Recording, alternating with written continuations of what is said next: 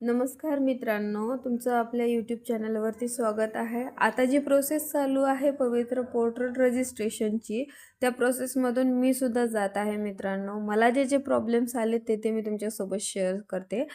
बघा, आज मी रजिस्ट्रेशन केलेलं आहे पवित्र पोर्टलवरती आणि सेल्फ सर्टिफाय करून घेतलेलं आहे. तशी अडचण काहीच नाही आली. बऱ्याच जणांना प्रॉब्लेम्स आलेले, त्या बाबतीतही थोडं डिस्कस करूया. बघा, पवित्र पोर्टलवर रजिस्ट्रेशन केल्यानंतर बघा, माझं टेटचा रोल नंबर आणि टेटचा रजिस्ट्रेशन नंबर हा लागतो आपल्याला स्वतःला रजिस्टर करण्यासाठी. आणि त्यानंतर माझा लॉग इन आय डी आणि पासवर्ड मी क्रिएट करून घेतला. बघा, समोर तुम्हाला माझा लॉग इन आय डी आहे तिथे आणि नाव सहित पूर्ण व्यवस्थित आलेला. आणि मग नंतर त्याची प्रिंट काढून घेतली, कारण लॉग इन आय डी या प्रोसेसमधला खूप इम्पॉर्टंट असतो. कारण लॉग इन आय डी आणि पासवर्ड या प्रोसेसमध्ये लॉग इन आय डीच इम्पॉर्टंट असतो, पासवर्डही इम्पॉर्टंट असतो. पण पासवर्ड जर विसरला तर आपण फॉरगेट म्हणून करू शकतो, पण लॉग इन आय डी विसरता कामा नये. त्यामुळे व्यवस्थित लिहून ठेवा एका ठिकाणी लॉग इन आय डी. बघा मित्रांनो, त्यानंतर बघा, अशी टेटचं पूर्ण हे आलेलं, काय म्हणते, इंटरफरन्स आलेला टेटचा पूर्ण. माझं नाव, मार्क्स, मी कोणत्या कॅटेगरीतून भरलेलं आहे ते सर्व आलेलं. आणि मग वन बाय वन मी जेव्हा स्टेप्स कंप्लीट करत गेले, त्यानंतर आपलं एज्युकेशन फिल करायचं होतं. बघा, इथे SSCचा माझं एज्युकेशन लिहायचं, इथं सर्टिफिकेट नंबर लिहायचं होतं आणि इथे लिहायचं होतं सर्टिफिकेट डेट, इश्यू डेट.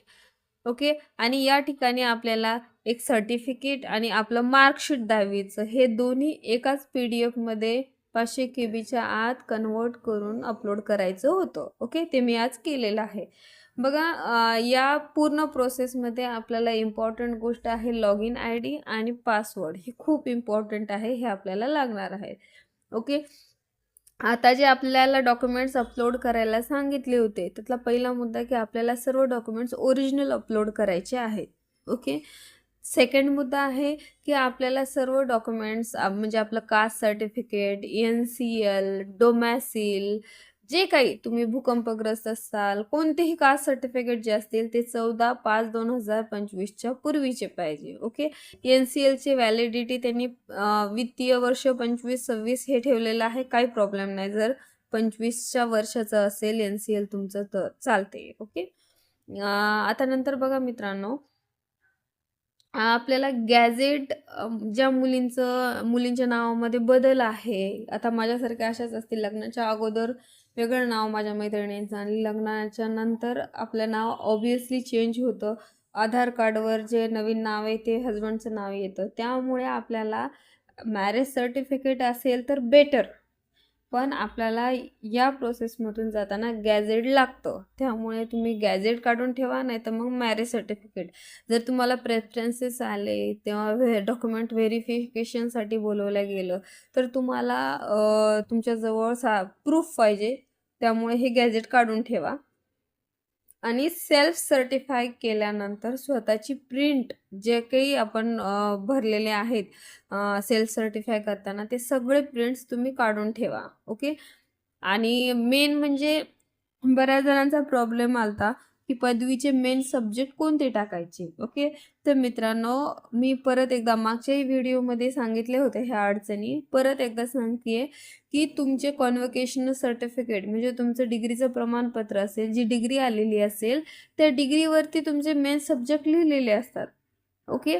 आणि तेच मेन सब्जेक्ट तुम्ही टाका.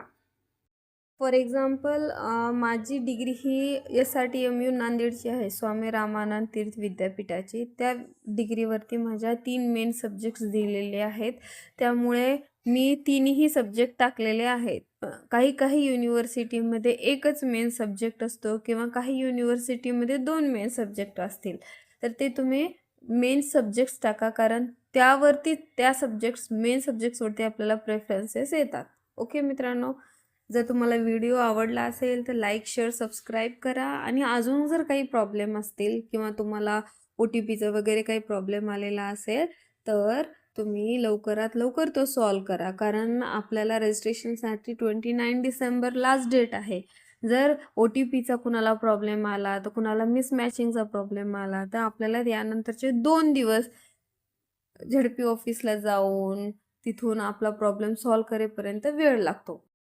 त्यामुळे लवकरात लवकर रजिस्ट्रेशन करून घ्या आणि डेट जर वाढली आपले रजिस्ट्रेशन करण्याची 29 डिसेंबरच्या जर पुढं गेली तर खरंच आपल्यासाठी चांगली गोष्ट आहे. व्हिडिओ आवडला असेल लाईक, शेअर, सबस्क्राईब करा आणि जे माझे मैत्रीण CTETची तयारी करत असतील फेब्रुवारीमध्ये येणाऱ्या CTETची, त्यांच्यासाठी नवीन माहिती आणि CDPचे नवीन क्वेश्चन्स आणि CTET कशी लवकरात लवकर आणि आयडियानी क्रॅक करायची, ह्या सगळ्या गोष्टी मी अपलोड करेल यापुढे.